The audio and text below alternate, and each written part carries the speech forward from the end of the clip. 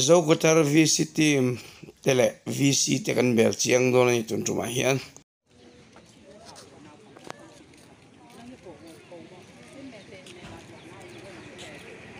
Zogutar VC team te le kan VC te ni hen thlak hi kan VC team te hi tuna aizola All Mizoram Inter-Village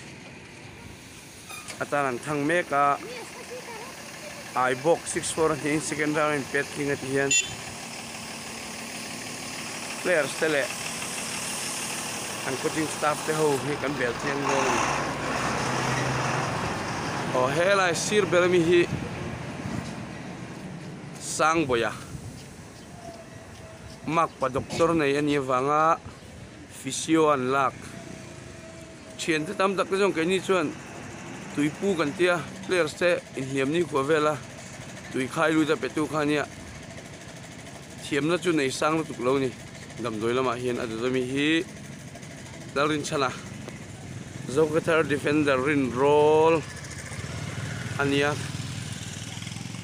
tournament danga po Zogutar lo champion pui to shin adu mi po hi chu tiang deu thau si simona ania ani po hian Zogutar tan hian goal ro pui tak tak balo nei to midfielder ani apia mi hi Valboya ni po hi player chatak ani adu lang hi Benjamin a VC secretary nia ani po hian Zogutar football team VC team te hi atui pui hle ati hian aizol lama tun tuma pozui thani kan siani adot le mi hi bu zorom pana Zogutar VC member ania adot mi hi em niam deu lakhi Zogutar VCP pulataya Zogutar football mason natala min tho saktu ania fence rin om takani bokani o dot le mi che hi pusizar zo liana VC member ania ni po hi tun tuma hian VC treasurer ani adot mi hi pitang sang pui VC member ani ni hi VC member pakati tun tuma hian thalo ai lo tel ve man lo ni adot mi hi VC member pakhat thau coach ni bok Zogutar hi voi enga mazat lo champion pui to tu nia pula rin pianga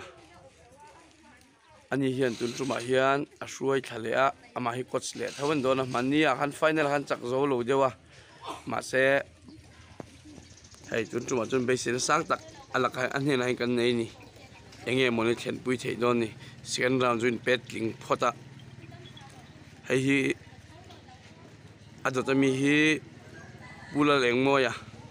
pu plus langwal ania ani hi tun ma chun thachin khop me tuna chuanin a box shop ve tan to ma se top na tan tun tumin an hruai velia enge moni juk an don ni a thachin viawa tun chun thaviau to lo ni adot mi hi langwal wana hriata Zogutar defender rin roll ania adot mi hi SB thanga Zogutar midfielder ani adot le mi hi langwal vanlal mona Zogutar midfielder ani ni po hi adot le mi puwal thang moya pulataya GSA lo troi om tu le lo ti pui tu ten nia a theina tam lo ma sela a thei ang chen chen a hen a boi pui ve ni adot mi hi Zogutar ina zai thiam kan nei chun zau te a ram phang zawa football lama hen tunan GSA roi tu ani pel ram hen apur le me place le chok put sin le me ya Zogutar ta na tu nai zol fe so apo portal fe ni o noya hian sangwal vanlal puya lo langa sangwal vanlal pui hi Mizoram ai opo pen fe chuak ve mani loka Mizoram tana goal score tu khania tuntu ma po hian kan da class lo thei lowa ani hian thui tak po thlen pui kan ring ani experience players pakhat zokatar captain alo lang le a ani hi an all time captain ang deuh khania kumlama upa ve deuh khat o ma se experience players ani Joseph Villar Sailo o atu tumi hi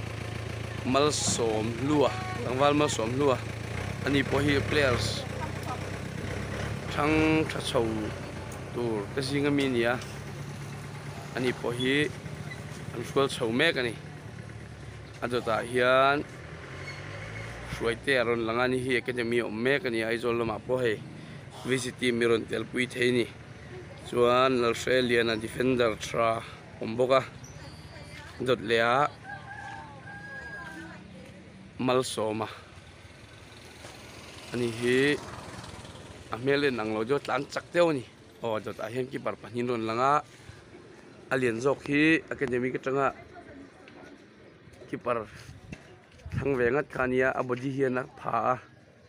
masikan veng tan chon 11 hila chang chia lo dewa hian keni ki para chong kain du khop kain du tok viau ni zo kotar vis team ju chuan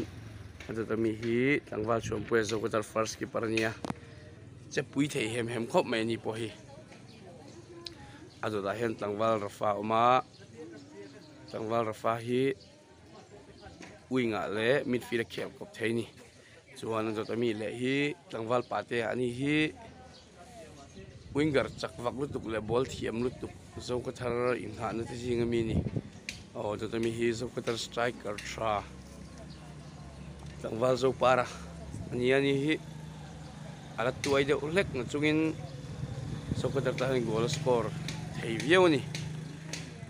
zo para matulami hi Alberta ani hi discipline nei tra mi viak tra winga le side defense ate midfield ate man kop theini ni po hi o heng ho ba ka hian zo kotar hian tun tu ma hian players pali lak bel kan nei ya tun tu ma chu kan coach point rin tok viau rin oma goal ruk an khung theya an uan deuh wang khanin mawbong lam khan goal li rong khung theya coach soidam phei chuan complex sen khada ma practice ang deuh lang khele tia lung oi viau lo le peka chon game dang kan hu do turai ngai taila tho metro chuan hei hengo hi kan VC team tel ania pali hei lo hi anla thalang palin la tel ve bokani ti kha ke set tirani